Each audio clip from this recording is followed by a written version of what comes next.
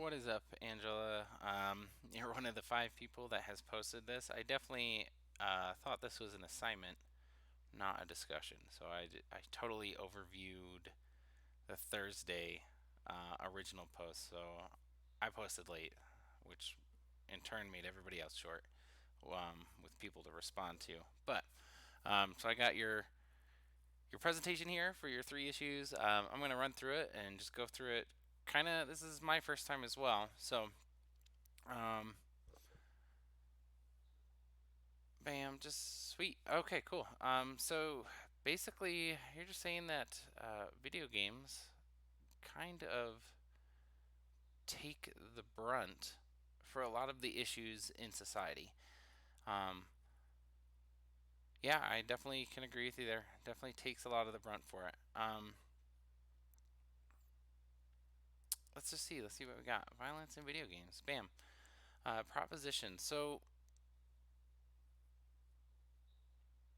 here it says storylines that have playable characters use weapons explosives to kill other characters and make gamers desensitized to real life violence. Um, as far as in you want to change that, I feel like that's a statement. Like that is.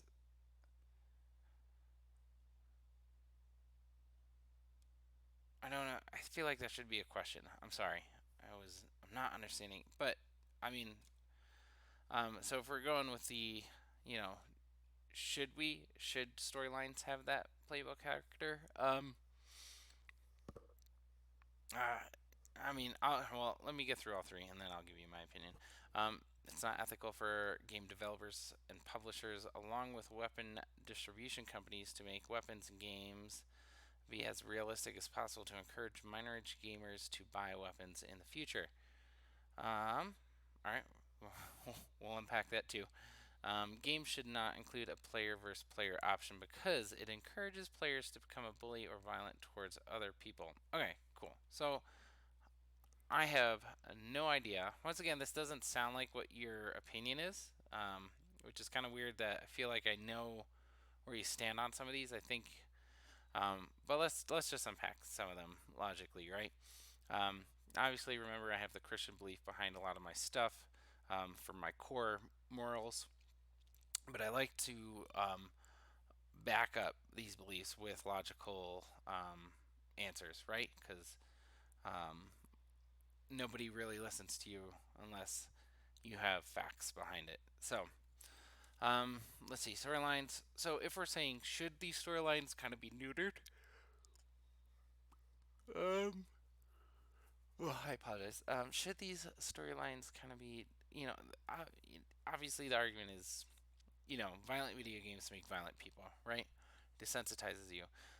Interesting fun fact is that they actually are taking people with PTSD, putting them in VR simulations of terrible, atrocious wars and situations like that, and almost weaning them back to society. So every time they go in, these get less and less and less and less and less intense, so that they can remove kind of some of the PTSD symptoms and reacclimate them correctly. So, um, would I say that I think, given a real enough environment, this could be true? Only because what is the goal of our games nowadays? We're getting into VR, we're getting into the hyper 4K graphics, we're getting into photorealistic environments, and I think at a young age that could totally be misconstrued. Um, am I saying video games are the reason all these things are happening? No. I'm saying morally, uh, it could lead to kind of repercussions of, well, this is norm. This is whatever. If I don't like the result, I'll be fine. Or I think in a very compromised, unstable state, this could be very true. Like the PTSD people, but I don't think it contributes solely. I don't think that is correct. Um, but I do think that in the right conditions, that could be a real thing. Um, see ethical game developers and publishers along with weapon distribution companies. Blah, blah, blah. That one's kind of weird. I mean, obviously you're talking about like the war games, Modern Warfare, Call of Duty, Battlefield, Arma, right? I think they're just trying to simulate. Yeah, I don't think there's big companies behind it trying to say, yeah, put this gun in there. I think naturally, and this is going to be, probably judged as a sexist comment, boys think guns are cool. Boys like things that explode. Boys like to pretend like they're soldiers doing crazy, you know, badass operations and saving lives and kicking butt and taking names, right? And gets the girl at the end. I think that the fact that the weapons are getting more realistic is just a result of the technologies that are coming there, and for people wanting to get as close as they can to the real thing to give a unique experience. Um, I don't think it's really unethical for that. The difference would be like saying, you know, why is Forza making cars so good? Why do they make them look so realistic and then you could put yourself inside the car and drive it? That's like saying that you want people who play that game to become race car drivers, or buy Mazdas or Mercedes or geez, Audis, whatever car you choose in there. I think that it is just obviously the difference is that cars aren't designed specifically to kill things, and weapons are designed specifically to kill things, to battle with, right? Um, that can go into the whole argument of gun control, um, but which I think you should be taught at a very young age to respect weapons and their power and what they could do, and how to use them as a protective agent and a deterrent versus an aggressive agent and a destroying factor. But um, you know, again, bringing back to military in here, some of these weapon systems are trained. Oh shoot, I forgot what it was, but they have some. They have, I think is it ATARs? I don't remember. There's a weapon system it's air fed. It's got very realistic weapons. Basically, you wouldn't be able to tell the difference between the real weapon and these, except for the fact that this one has a gigantic air compressor tube coming out of the back of it for recoil simulation. And you shoot at a screen that's probably the size of a house, if not bigger, or surrounding you completely while you're inside of a mock Humvee with a 50 cal turret on the top that has the same setup, and you're simulating um, all of these little battles, with realistic guns. So even there, the developers aren't even touching the gun in there. It's just as realistic as can be. Um, it's kind of a weird thing. Games should not include a player versus player option. To me, that's I disagree with that just because obviously the bullying and this is again a parenting kind of a thing. Parent your kids to not be, for a less of a more appropriate term. Don't train them to be a jackass. Don't train them to be rude. Don't train them to be terrible people. If you see that they're bullying, then stop it. But I mean, otherwise, who you can get a bully in soccer, player versus player. You can get a team that's just terrible. You can get or wrestling teams. You get somebody that's not a fair sportsman. That's just that's in any scenario. Um, the game player versus player option, I do think brings a faceless element to it, with the online play, which allows people to be absolutely disgusting to each other, with no repercussions. I personally do not think that you should be allowed online without a proper universal profile that can actually monitor you not just in one game but in every game. This is you, it has a photo of you, it's registered, and if you do something terrible, it's going to flag you throughout the entire system of all games, not just that one game that you're a terrible person and you have to go on probation, get back. I think that would be a much more realistic, because there's no accountability with it now. You're just on an open platform and you're just going, hey, you're a piece of garbage, and somebody else going, no, you're a piece of garbage, and then from that on, it's terrible. But so I think the faceless element is, and the anonymous side to it is terrible. But um, I think that player versus player in general is good sportsmanship. Train your kids to be good sportsmen. So let's keep going. Phew, I am so sorry for the yawning. I I am very tired. Violence in video games, thoughts. Uh, so this is all the information that you have. I did skim through some of these. Good points. A lot of things you just kind of reiterated what I said. Um, right here doesn't mean you're always trying to violently kill your opponent. Mario Kart, you are trying to kill your. You're trying to pop their balloons, right, or win the race, whichever one. Um, I think with just video games, it's just another thing that is you have to be an educated adult and you have to be responsible with things. It's just another item for you to actually have to think about and use correctly. Let's see, race and gender representation. All right, let's play. Let's play the game. Games should have diversity, racial representation as if they were present day. Uh, okay, no matter what kind of setting the game is set in. All right, we'll unpack that. Games should have more female protagonists to show women can be just as good as men and can in any or as men in any situation. I also included a female uh, inclusion in game industry for mine. So hopefully you'll hit that up. Games should not have stereotypical characters and instead have more diverse within those roles, or sorry, diversity within those roles. For example, instead of having a female prostitute, the game should give options for male prostitutes. All right, all right, all right. So let's play the game. Again, I don't know where you sit on these, so sorry if I cross lines, but um, I think this is wildly inaccurate. Your first one, especially if you're making. Let's take Medal of Honor for example, a World War II themed game where all of the sudden the Germans are no longer Nazi regime, um, uh, basically terrorists back in that day, but now they're happy-go-lucky Hefeweizen beer drinkers. And all of this was just a joke.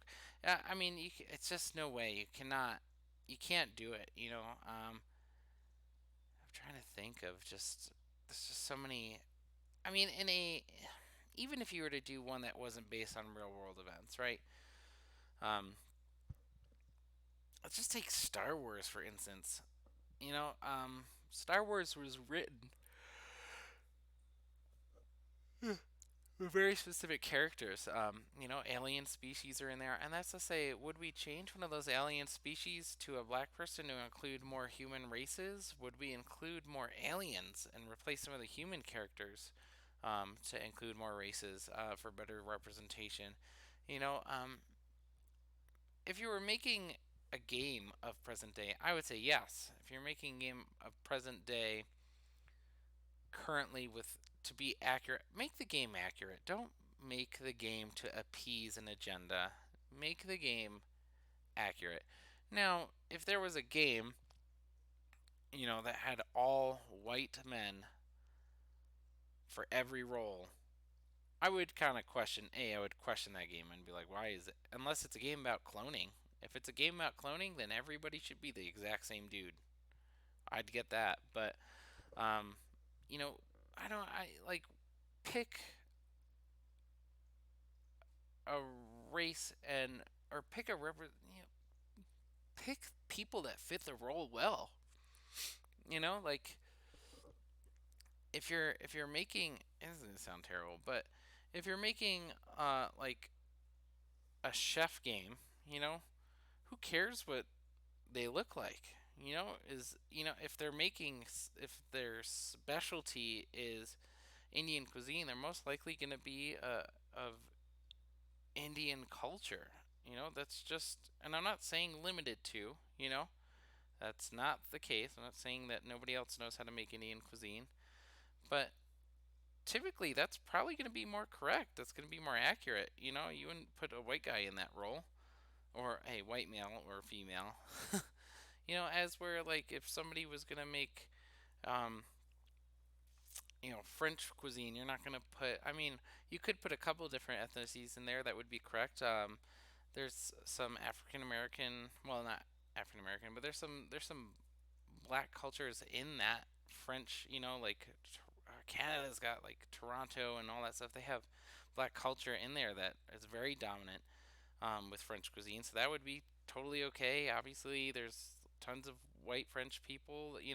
Am I saying that there's no Asian French people? No, there definitely is. But you know, pick stuff in a game that represents the game correctly. Like you wouldn't have, um, going back to Medal of Honor and the Nazi theme there, and Ally and Axis battling, right?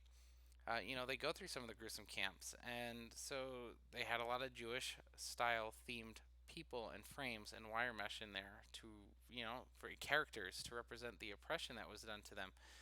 If you whitewash the story with diversity and racial representation of what it is today, or equality, which is what is being very pushed for today, um, then you you do injustice to the issue that people fought for before. And I'm not saying like you shouldn't have equality. Today's day and age, yes, be equal, but don't misrepresent the people who were there at the time, who fought for what they needed to be, or what they wanted. All right, cool. Spent a lot of time on that one. Sorry. Um, Games should have more female protagonists. Um, I agree. There are. I mean, don't get me wrong. What was it? One of the articles I read said that games only represent women as prostitutes, and I was like, all right. So we clearly know you're talking about Grand Theft Auto, that was made a very long time ago, especially most of them now. And I was like, even back then they had women in it that were not prostitutes in the storyline. One of them was a female mob boss who ended up backstabbing you, and you had to really undo all of the trauma that she did to you in that. What is it? Metroid Prime Samus. She is basically a one woman show of just carnage of alien species. I would not want to get on her bad side, and she's represented as a beautiful woman underneath the shell of a awesome mechanical machine. So, um, I mean, there's so many. There's tons. Tekken's got tons of awesome gamers, or game characters. There's tons of. Why can I not think of it? I want to say Twitter, but that's wrong. I can't even. Anyway, but there's tons of people who are, Twitch. There we go. Bam. There's tons of people on Twitch that are females that strictly kind of just, go through and, um, critique games and really know how to play. I know that kind of spins off of the protagonist vibe, but there's tons of women out there. Final Fantasy's got tons. I will admit that there's not a very classical role of women saving men. They're either off on their own doing their own thing.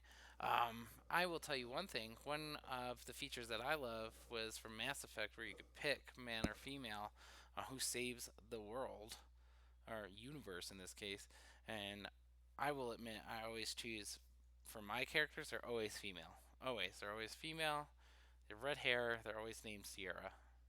Bam. Same for Skyrim. And it's just because I like the whole female coming in to save the day kind of a deal. I like seeing strong female protagonists. Don't get me wrong. I also just think their armor looks a little bit more cooler. I think it looks more artsy and graceful. In addition to deadly, as where most male armor sets, or item sets, look very bulky and kind of like, I smash, and I'm like, whatever. But I also think that, um, I think females get represented pretty good. What is it? Zero Dawn or something, or one of the new one with the mechanical AI creatures in the game. She's another redhead. You don't have the option to be a male. You're just her, and she is once again the savior of that storyline. Um, so I think games are right on par with boy versus girl. As far as who's the hero of the day. Once again, pick the right person. Pick the right kind of character. Um, Games should not have stereotypical characters and instead have more diversity with those roles. Uh, yes and no. I think if you have a very clear storyline to tell, pick the character that fits. Sometimes that's a stereotypical character. If your game is about saving a princess up in a castle, you're gonna pick the knight in shining armor, and you're gonna pick the princess, and you're gonna pick a bad guy, either a wizard or a dragon, right? If that's your story, But if your story is like, no, I would like to say, picture Aladdin. He's not a stereotypical kind of person. You would say normally the prince gets the princess or the queen, right? And no, this guy was poor and he moved up and found her. And there's tons of instances of that. I think the only time that you really shouldn't pick a character arc um, is in a very specifically driven story that you want a lot of plot twist in, or if you have the character pick their own fate. Again, like Mass Effect. Don't make stereotypical character for that person. However, you do need stereotypical characters for the kind of moral roles and choices as you go through that game, which is why a lot of the teams either like, I like that person or I hate that other person. They're very good versus evil versus neutral versus stealth versus, tons of different things. But good propositions there. Um, Again, statistics. Um, I even got a lower number than you do for 50% of of having females. Dang, nabbit.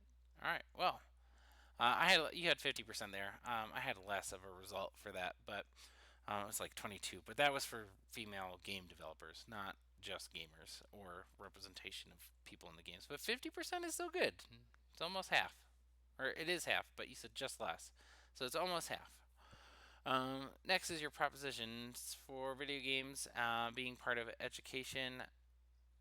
This is again really funny because I did esports in college. So, should video games be part of educational curriculum as early as primary school? We'll get back to that. Video games should be a requirement for brain injury patients and recovery. Again, PTSD. Video games should not be used in education because they cannot replicate life or real life situations. All right, so obviously the last two I disagree with. I already talked about the PTSD scenarios. I already talked about how VR is trying to get to real life situations. I think you have the ability to make it as lifelike as you want, but in doing so and being the nature of video games, we also have the ability to make it as unrealistic as possible. But um, brain injury patients, again, the PTSD, it's an amazing thing. Really look into it. It's gotten tremendous results. Um, Video games. I think that should be true, but I don't think it should be like let's play, you know, XYZ game. And I'll give you an example. I had a video game probably in first grade, and it was a basic like letter Scrabble game, but it was on the computer, and I was learning how to type, and I was learning how to play Scrabble all through a video game. So I am all for it. I think that another key feature that should be implemented early is how to identify, regulate, and responsibly use computer use slash game use. But I think video games are just another tool that, when implemented correctly, can benefit children at a young age. Especially since computers think fast and kids learn fast. I think that's a natural pair. It almost reminds me of all the scenes for the new Star Treks, including the series where they have the Vulcan world and all of the kids are learning in these little pods with just a dome of computer around them. You know, um, as long as the computer's appropriate. I mean, it's just a tool that we choose to gear in the right way to be used, right? That's all it is. Cool. Cool, cool, cool. Yep. Good habits, good decision making. It's fast, good learning. I like it. Oh, we're done. Bam. So there you go. Really good topics. Some very, once again, some very similar topics. And I didn't even look at yours before I made mine, but just so funny. Um, Either way, though, really good hitting on some things. Really enjoyed it. As always, have a good one, and talk to you later.